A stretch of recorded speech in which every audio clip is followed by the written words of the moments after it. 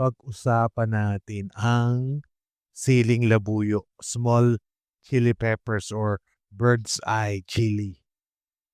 For those who are not yet a member on Patreon, I am encouraging you to become a member lalo na kung nag-aaral kang mag-Filipino, especially if you're learning how to speak Filipino.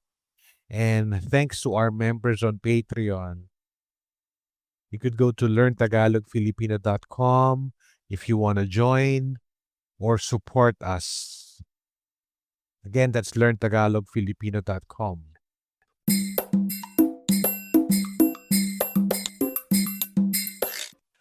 Now, let's go back to siling labuyo, small chili peppers, or bird's eye chili.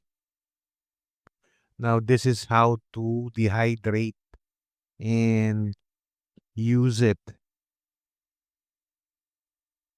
This is using an air fryer, and it is an effective way to dehydrate siling labuyo or small chili peppers or bird's eye chili. Maaari mong patuyuin ang siling labuyo gamit ang air fryer at isa itong mabisang paraan para sa pagpapatuyo nito. Many air fryer models have a dehydrate setting. And if yours does not have that setting, you can use the lowest temperature setting available. Maraming modelo ng air fryer ang may dehydrate setting. Pero kung wala ang sa iyo, gamitin mo ang pinakamababang temperatura para mapatuyo mo ang iyong mga sili. Prepare the chili peppers. Wash the siling labuyo thoroughly and dry them completely. Ihanda ang mga sili. Hugasan ng mabuti ang mga ito at patuyuin ng lubusan. For small chili peppers, you can dry them whole. For larger batches or for faster drying, remove the stems and slice them in half. Para sa mga maliliit na sili, maaari mo itong patuyuin ng buo. Para mas marami o mas madali mo itong mapatuyo. Tanggalin ang tangkay at hatiin sa gitna. You can wear gloves when handling the peppers to protect your skin and eyes from irritation caused by the capsaicin.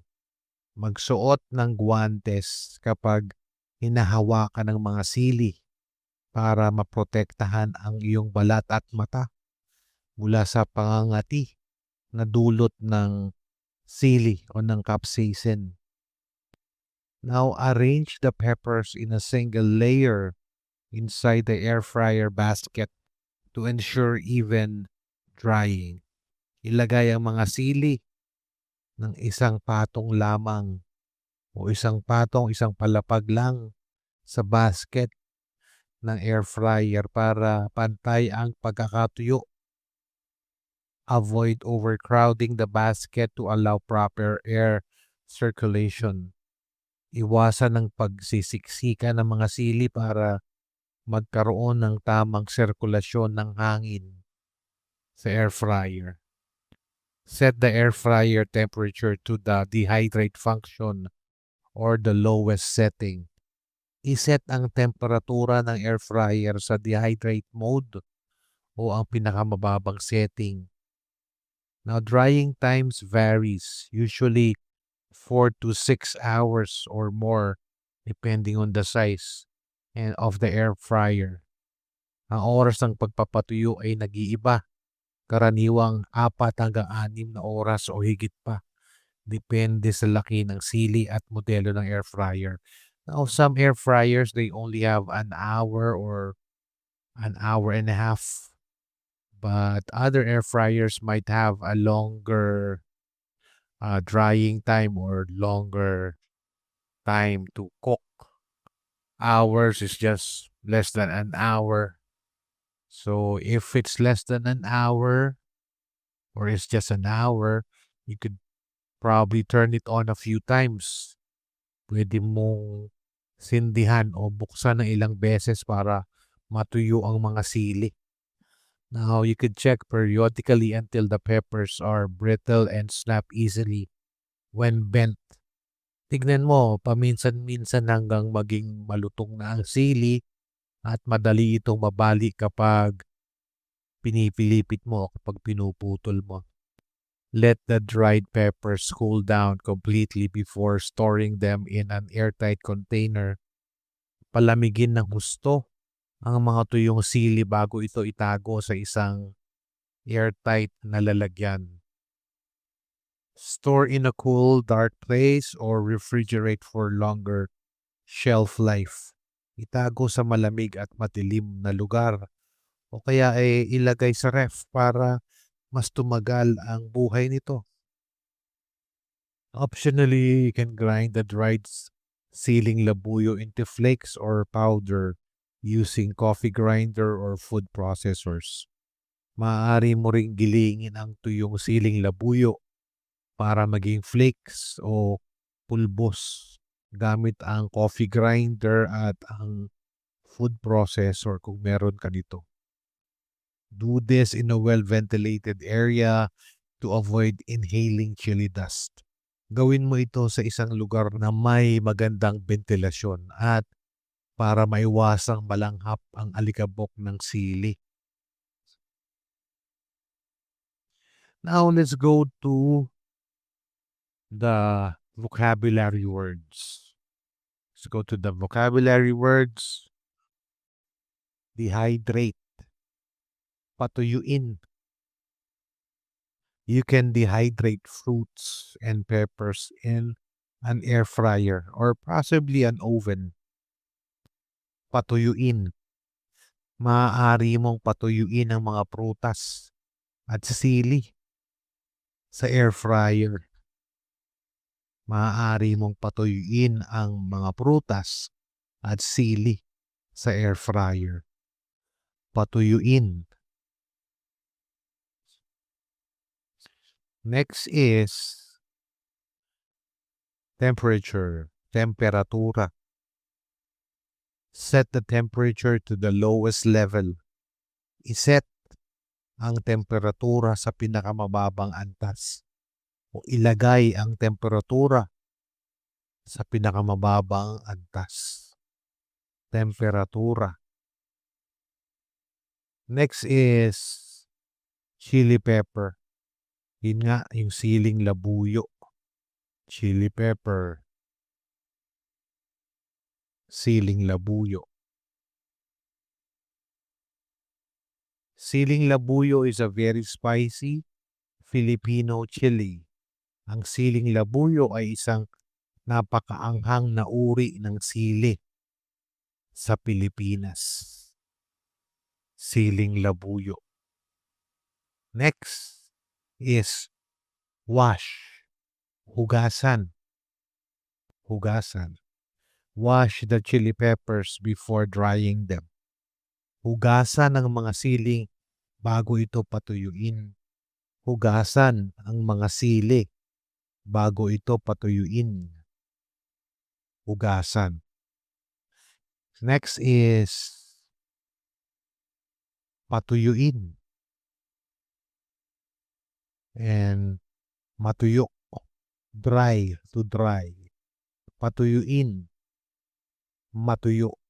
Dry the peppers completely. Patuyuin ng lubusan ang mga sili. Hintaying matuyo ang mga sili. Wait for the chili peppers to dry. Hintaying matuyo ang mga sili. Matuyo at patuyuin. Next is stem. Tangkay. Stem. Remove the stem before drying. Tanggalin ang tangkay bago patuyuin. Tanggalin ang tangkay bago patuyuin. Tangkay. Next is, this is not just a word, this is a phrase. Slice in half. Hatiin sa gitna. Slice the peppers in half for faster drying. Hatiin sa gitna ang mga sili para mas mabilis matuyo. Hatiin sa gitna ang mga sili para mas madaling matuyo. Next is gloves. Guantes. Guantes. Wear gloves when handling chili peppers. Magsuot ng guantes kapag humahawak ng mga sili. Magsuot ng guantes kapag humahawak ng mga sili. Guantes. Next is skin. Balat. Balat. Gloves protect your skin from irritation.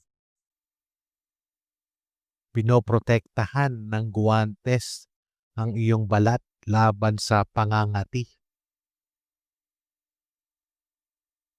o sa iritasyon. Pinoprotektahan ng guantes ang iyong balat sa iritasyon o sa pangangati. Next, eyes. Mata. Mata. Be careful not to touch your eyes after touching chilies. Mag-ingat na huwag hawakan ng iyong mga mata matapos humawak ng sili. Mag-ingat na huwag hawakan ng iyong mga mata matapos humawak ng sili. Next is irritation or itchiness. Pangangati. Pangangati. Capsaicin can cause irritation, itchiness to the skin. Maaaring magdulot ng pangangati sa balat ang capsaicin. Maaaring magdulot ng pangangati sa balat ang capsaicin. Pangangati. Next is arrange.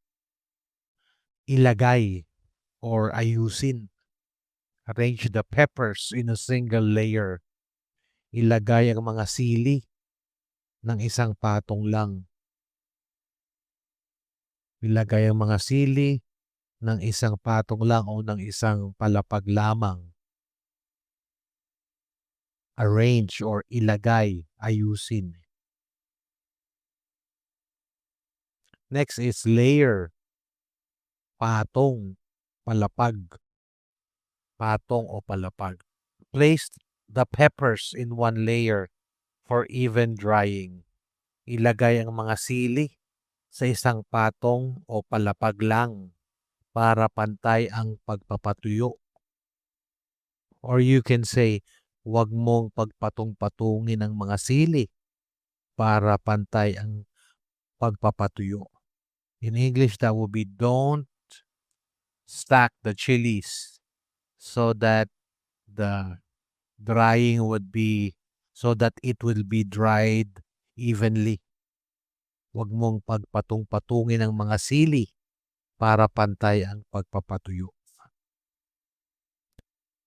Patong o palapag.